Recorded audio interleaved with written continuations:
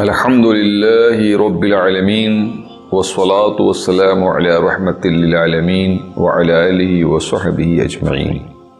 أما بعد فأعوذ بالله من الشيطان الرجيم. بسم الله الرحمن الرحيم. عن ابن عبد الله بن عمر رضي الله تعالى عنهما أن النبي صلى الله عليه وسلم قال: إن الحياء والإيمان قرناء جميعا فإذا رفع أحدهما رفع الآخر، أو كما قال صلی اللہ علیہ وسلم. حضرت عبداللہ ابن عمر رضی اللہ تعالی عنہما سے یہ حدیث روایت ہے کہ رسول اللہ صلی اللہ علیہ وسلم نے ارشاد فرمایا کہ ایمان اور حیا یہ دونوں اکٹھا ہی رہتے ہیں، یعنی ان دونوں کا چولی دامن کا ساتھ ہے. جہاں حیا وہاں ایمان، جہاں ایمان وہاں حیا. فَإِذَا رُفِعَ أَحَدُهُمَا رُفِعَ الْآخَرُ، جب ان دونوں میں سے کوئی ایک اٹھا لیا جاتا ہے تو دوسرا بھی اٹھا لیا جاتا ہے. یعنی حیا اور ایمان کا بڑا گہرا رشتہ ہے، ریلیٹڈ ہیں، دونوں ایک دوسرے سے ریلیٹڈ ہیں. اور حیا اور حیات ان دونوں کا مادہ عربی میں ایک ہے، ہا یا. تو یہی مادہ حیات کا بھی ہے اور یہی مادہ حیا کا بھی ہے. بلفظ دیگر یوں کہا جائے کہ باحیا انسان باحیات ہوتا ہے.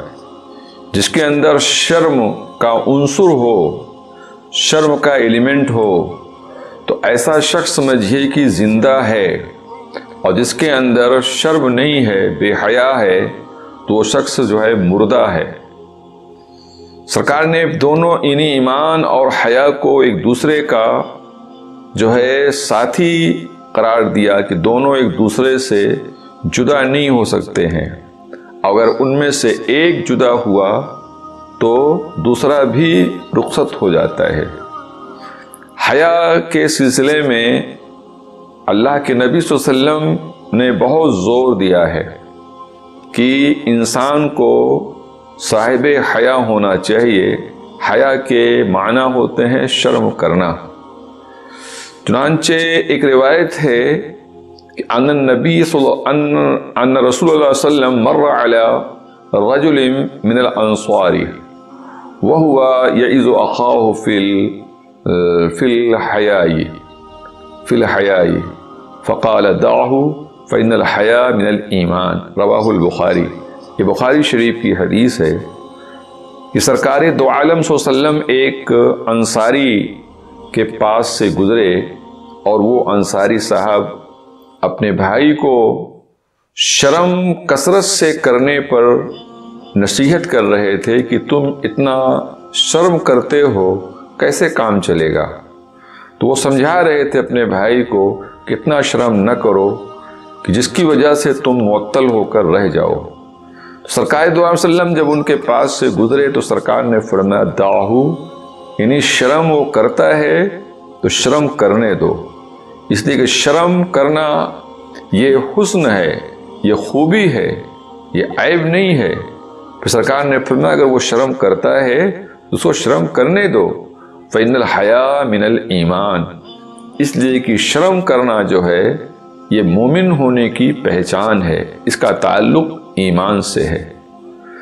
ایک حدیث شریف میں ہے جس کی روایت حضرت ابو ہریرہ رضی اللہ تعالی عنہ سے ہے کہ اللہ کے رسول صلی اللہ علیہ وسلم نے حیا کے باب ہی میں یہ بھی فرمایا کہ جب کوئی مسلمان ہو کر اور وہ اجنبیہ عورت سے سیکس کرتا ہے، زنا کرتا ہے، تو سرکار فرماتے ہیں کہ جس وقت وہ زنا میں مشغول ہوتا ہے تو اس وقت وہ شان مومن اس کو نہیں حاصل ہوتی.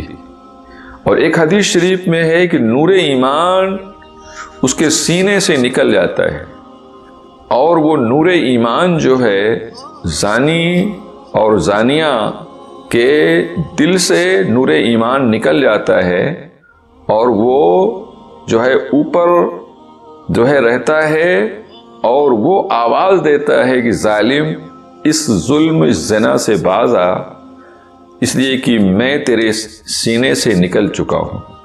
اب غور کیجئے کہ خدا نخواستہ حالت زنا ہی میں اگر کسی شخص کی موت ہو جائے اور کوئی ٹھکانہ نہیں ہے کہ موت کب آ جائے، تو ایسی صورت میں نور ایمان اس کے سینے سے نکل چکا ہوگا۔ تو میں حدیث جو پیش کر رہا تھا اس میں ایک سرکار نے فرمایا کہ جس وقت کوئی بندہ مسلمان زنا کرتا ہے تو شان ایمان سے وہ خالی ہوتا ہے، شان ایمان سے وہ عاری ہوتا ہے۔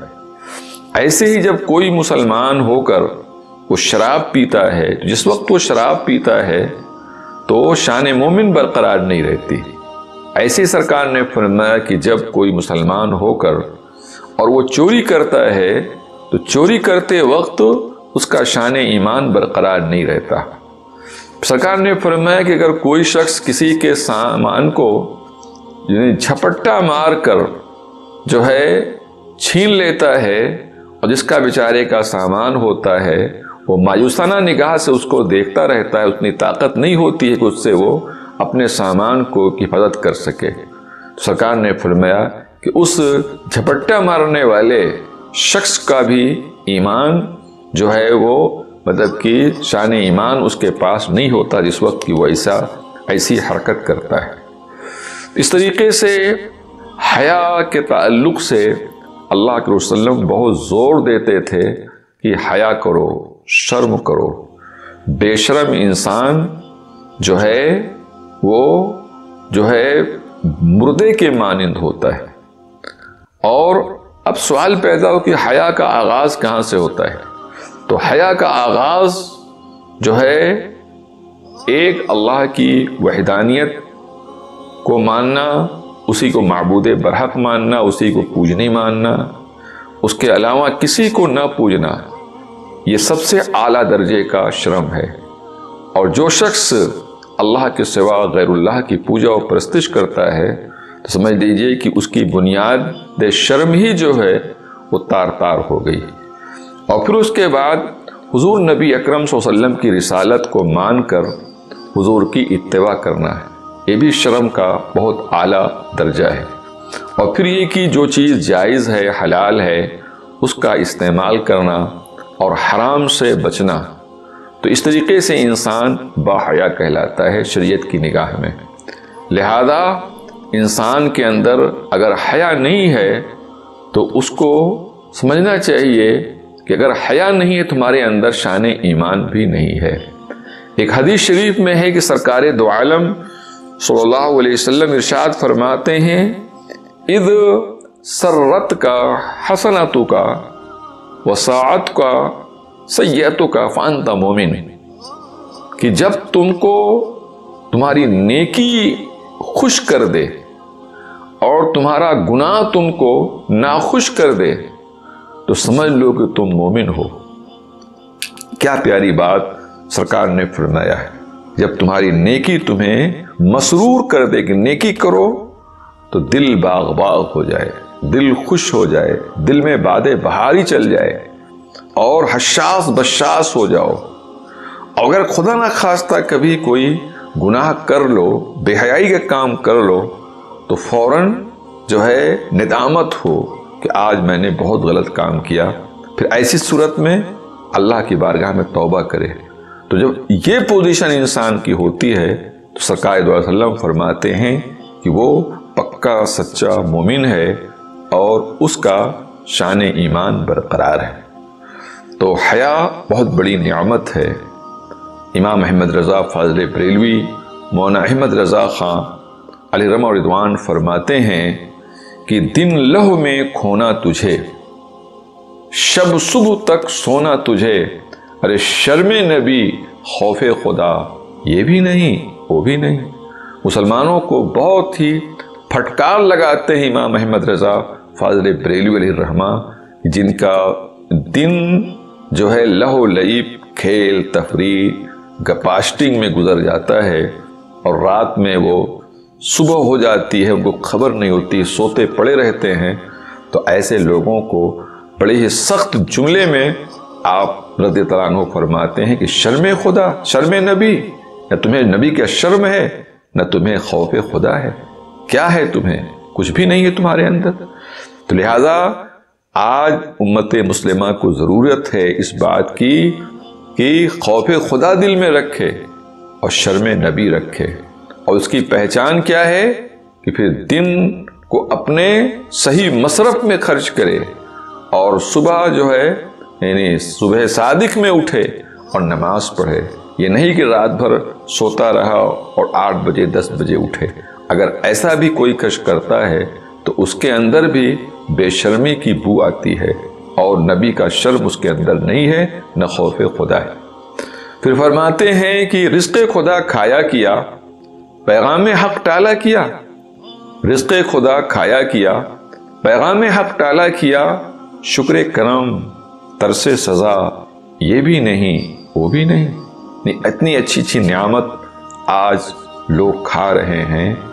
آپ آج سے 100 سال پہلے جو نعمت تقریباً ہر شخص کھاتا ہے، یہ نعمت انسانوں کو تہوار کے موقع پر یا شادی بیاہ کے موقع پر میسر ہوتی تھی، پر آج یعنی پیسے کی یعنی فراوانی ہے اور نعمتوں کی جو ہے یعنی کثرت ہے، تو اس کا لازمی نتیجہ ہونا چاہیے کہ انسان کے اندر کیا ہو کہ جب رزق خدا کھائے تو اللہ کا شکر ادا کرے، اور اگر اس سے کوتاہی ہو رہی ہے شکر خدا کرنے میں تو قیامت میں گرفت اللہ کی گرفت اور اللہ کے عذاب سے بچنے کی جتن کرے، توبہ و استغفار کرے۔